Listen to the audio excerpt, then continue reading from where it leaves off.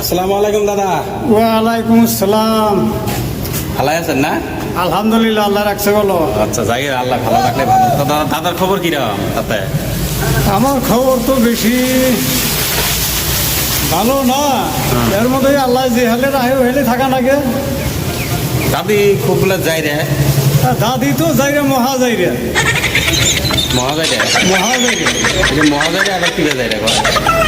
তার মানে খাওয়া যাই রে। এ করবো না, খাওয়া যাই রে না? হ্যাঁ, দাদা ফুল আমার কয়জন থাকে?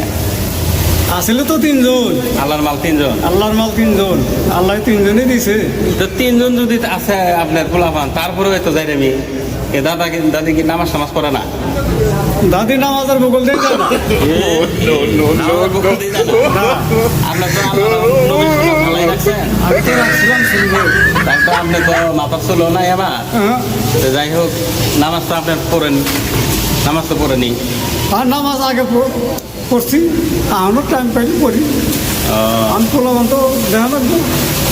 দাদি আপনি দাদি বোধহয় আপনাকে বোধহয় আদর করে না বেশি, না? দাদি, আপনার দাদি তো আমাকে আদর ওইরমই করে। ওই রবি না? বিয়ে করা মুখ আরেকটা আরেকটা করা মুখ বিয়ে হয়। এটা কোনে? এই আছে ওই যে আপনার মাদ্রাসা, ওই ব্রহ্মপুত্র মাদ্রাসা। সব ব্রহ্মপুত্র সরে। হ্যাঁ, বুড়ি ওই ওটাও বুড়ি, মানে ধরো ওটা আবার ছাগল গরু বেলা আছে। ঘুরি ওই, হ্যাঁ, ঘুরি ওই।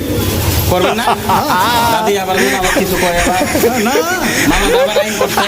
আমরা দাদি আমরা কিছু পাবো না। না, মামা মামা মামা আবার আইন করছে। আমরা যেহেতু আসাম দেশে থাকি, মামা আবার আইন করছে কোনটা জানেন কি? বিবাহিত স্ত্রী থাকা সত্ত্বে আবার আবার নিকা করা যাবে না। যাবো না। তাহলে কোনটা করবেন? এই মামাই তো এই আইনে ভেজাল বাজাইছে।